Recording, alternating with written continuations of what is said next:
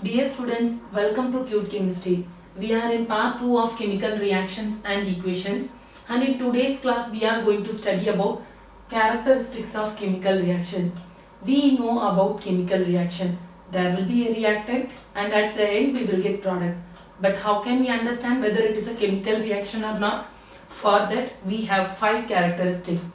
Let me see one by one. First one is evolution of gas. So what is meant by evolution of gas? So we will take reactant. When we put this reactant together, you can observe there will be bubbles of gas which is given out from the test tube or maybe a conical flask, whatever it is. There will be bubble of gas that will be coming out from the reactant, which shows that chemical reaction has occurred. So let us take one example. So I have taken conical flask. In this conical flask, I have dropped some zinc granules. What is zinc granules? It is nothing but zinc metal which will be available in granular form. Now I will be taking zinc granules inside the conical flask. Slowly I will be adding sulfuric acid to this. So the formula for sulfuric acid is H2SO4. So I will be adding sulfuric acid to the conical flask. So at one point I can sit and observe. At one point there will be bubbles of gas which will be coming out from the container, that is from the conical flask. You know what is the bubble that is coming out? It is nothing but hydrogen gas is given out from the reaction. It shows that chemical reaction is taking place inside the conical flask. So when a zinc metal reacts with sulfuric acid, there will be evolution of hydrogen gas. Chemical reaction occur. Let us take another example. We have a test tube. In the test tube I have taken sodium carbonate. So the formula for sodium carbonate is Na2CO3. So I have taken sodium carbonate inside the test tube. Here I am just adding hydrochloric acid to this. What is the formula for hydrochloric acid? It is HCl. So I will be adding hydrochloric acid to this and I will be observing. Again some kind of gas is given out. So the gas which is evolved from this test tube is carbon dioxide. Formula for carbon dioxide is CO2. Of course you all know that. So carbon dioxide will be given out in this reaction. So in the first reaction we observe that hydrogen gas has been given out. But in the second test tube you can observe that carbon dioxide gas is given out. Whatever it is, if a gas is given out from a test tube or from a reaction mixture, then it is a chemical reaction. Now let me write the word equation for this so that you can understand it little better. Zinc, when it reacts with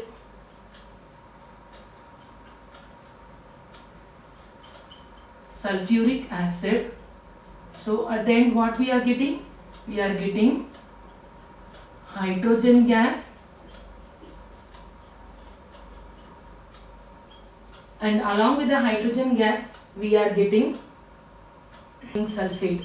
I will just introduce word equation to you. So this is the word equation. Zinc is reacting with sulfuric acid. We are getting hydrogen gas. Along with that zinc sulfate will be formed inside the conical flask. Here hydrogen gas is given out. Always when a gas is expelled out from the reaction, then we will be using this sign. This arrow mark shows that hydrogen gas has been given out. Now as I said, one more reaction is there, right? So it is sodium carbonate which is reacting with hydrochloric acid. So here what we are getting is, we are getting different products. So one is sodium chloride. So along with sodium chloride there will be water molecule also will be given out, and then carbon dioxide. So the formula for carbon dioxide is CO2 and H2O. It is quite understandable. That is the reason I have given as CO2 and H2O.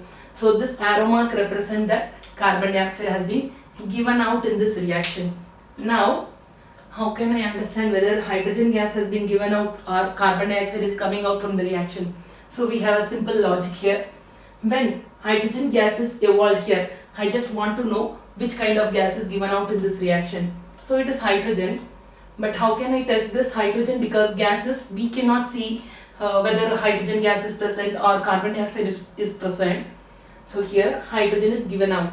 Now what I can do is I will be taking a matchstick, burning matchstick. When I take near to this, I can hear a pop sound. So this pop sound shows that the coming out gas from this reactant is a hydrogen gas. Why I should observe pop sound? You know, hydrogen gas is a combustible material and it has been used for explosive also. It is an explosive material. So that is the reason when we take a burning matchstick near to this, you can hear a pop sound. This pop sound shows that the evolved gas is a hydrogen gas. Now, what about carbon dioxide then? It's quite simple, right? Again, I will be taking a matchstick near to the reaction mixture. The burning candle will get off or the burning matchstick will get off, which shows that carbon dioxide. Generally, carbon dioxide will never allow a burning material to burn further because it is a fire extinguisher. We know that. So we can understand that how carbon dioxide and hydrogen gas is given out. So in general, when there is a gas given out from a reactant, then it is a chemical reaction. Now we'll move on to second characteristics of chemical reaction. The second one is formation of precipitate. What is meant by precipitate? It is nothing but an insoluble substance which will be formed at the end of the reaction. So we will be putting some reactant together. At the end, if you get any insoluble product which will get settled down at the bottom of the test tube, then it is called as a precipitate reaction. If there is a formation of precipitate, then obviously it is a chemical reaction. Let's see one example. So here I have taken lead nitrate in aqueous form. What is meant by aqueous form? It is nothing but when a solid just dissolved in water, then we will call it as in aqueous form. That is an aqueous solution. So we will be taking a lead nitrate and then we are adding potassium iodide to this. So potassium iodide also will be in aqueous form only. When these two aqueous solution, when they get mixed together, we will get a yellow color precipitate. So this yellow precipitate will get settled down at the bottom of the test tube. So what is this yellow precipitate? It is nothing but it is lead iodide. So lead iodide will be deposited as precipitate, which is an insoluble substance in this reactant. So that is the product that we will get. So lead iodide is the product. Let me write the word equation for this. Nitrate reacts with potassium iodide. So what we will get is, we will get lead iodide plus potassium nitrate. So this potassium nitrate will remain in the solution only, but only this lead iodide will get deposited as precipitate. So for precipitate we will use this down arrow. This down arrow, this symbol represents that precipitate has been deposited in this reaction. So it is an example for chemical reaction. Lead nitrate reacts with potassium iodide. We will get lead iodide and potassium nitrate. Here the formula for lead nitrate is PbNO3 twice, and then the formula for potassium iodide is Ki. The precipitate formula for precipitate is Pbi, and the formula for potassium nitrate is KNO3. So let us introduce the formula a little later, but you just have to know what is the reaction that is taking place inside. So when there is formation of precipitate, then it is a chemical reaction. Did you observe there is some different changes will also happen in this? So along with the precipitate, you can see there is a color change in this reaction. Initially it was colorless, but later at the end you can see there was a formation of yellow precipitate. This is also a characteristic of chemical reaction. Change in color is also a characteristic of chemical reaction. So this reaction possesses two characteristics. One is formation of precipitate and another one is change in color. And here, as I said, during evolution of gas, also we can observe when we touch the container, when we touch this beaker or conical flask, you can feel the warmth. It is because of change in temperature. So that is also a characteristic of chemical reaction. Anyhow, I will explain one by one. So for this two reaction, that is for evolution of gas, in this reaction, gas is given out and along with that, there will be change in temperature. Here, precipitate is formed and along with that, there is change in color. So there are two characteristics for these two reactions. Okay. Let's move on to third characteristic of chemical reaction, that is change in color. So during a reaction, when there is change in color, it shows that it is an indication that the chemical reaction has happened. Now let us take one example. We'll take lemon juice. What is there in lemon juice? It is citric acid. When this citric acid is added to potassium permanganate, what is the color of potassium permanganate? It will be in purple color. The formula for potassium permanganate is KMNO4. When we add citric acid to this purple solution of KMNO4, that is potassium permanganate, the color will get diminished slowly and at one point it will become colorless. This indicates that the chemical reaction has occurred. You know what kind of reaction is this?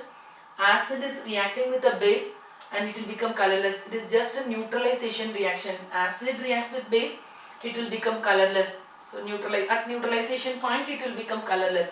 So that is an indication. So this is also indicates that the chemical reaction has occurred in this reaction. So now the fourth characteristic is change in temperature. Change in temperature can happen like this. One is exothermic reaction and another one is endothermic reaction. Exothermic, exo is nothing but heat is given out. Exo means given out. When the heat is evolved during a chemical reaction, then it is called as exothermic reaction. What about endo then? Heat will be absorbed during the chemical reaction. So heat will be taken in during the chemical reaction, then it is called as endothermic reaction. So both can occur. One, it can be exothermic, so heat can be given out, and the another reaction, it can be endothermic, where heat is absorbed during the chemical reaction. In both the way, there will be a change in temperature. So let us see some example. First one is, we'll take lime water. What is this lime? Lime is nothing but it is calcium oxide. So what is the formula for calcium oxide? It is CaO. When we add water to this lime, we can hear a noise. There will be a noise. Okay. So it shows that heat is given out. Heat is evolved during this chemical reaction by the formation of slaked lime. What is slaked lime? It is nothing but calcium hydroxide. Formula for calcium hydroxide is CaOH twice. So when water is added to the lime, then what will happen? We will get slaked lime. When we get slaked lime, you can feel the heat when we touch the beaker or test tube, whatever it is, wherever we are conducting the experiment. When you touch, you can feel the warmth or the heat, because it is an exothermic reaction where heat is given out, so you can feel the warmth.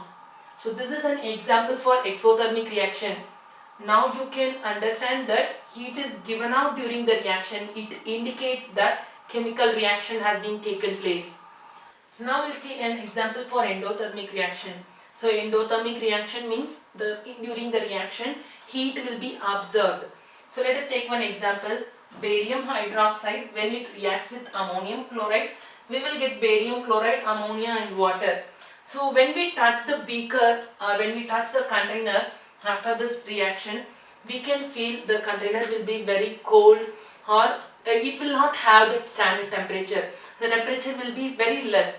So this shows that it is an example for endothermic reaction and chemical reaction has been occurred.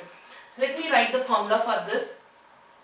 Formula for barium hydroxide is BaOH twice and ammonium chloride is NH4Cl. So we are getting barium chloride, BaCl2. So I will be just introducing formulas to you. So when barium hydroxide reacts with ammonium chloride, we are getting barium chloride. So this is the best example for endothermic reaction, because during the reaction heat will be absorbed, and when we touch the beaker, we can feel the beaker will be little cold. Let us see the last characteristic of chemical reaction, that is change in state. What is meant by state? State is nothing but Initially, when we do a reaction, we will be taking a reactant in a solid state.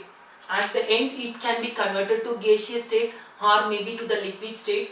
This is an indication that the chemical reaction has occurred.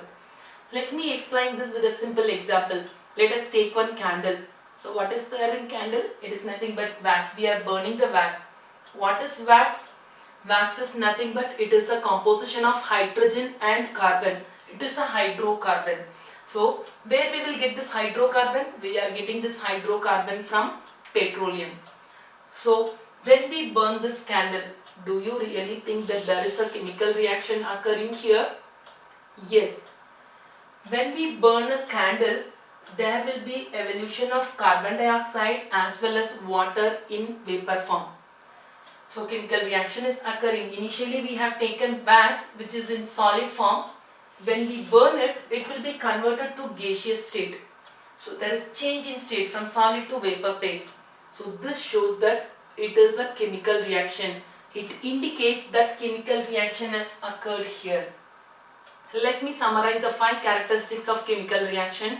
Number 1, evolution of gas. Number 2, formation of precipitate. Number 3, change in color. Number 4, change in temperature. Number 5, change in state. Thanks for watching this video. If you have any questions, please drop your question in comment section.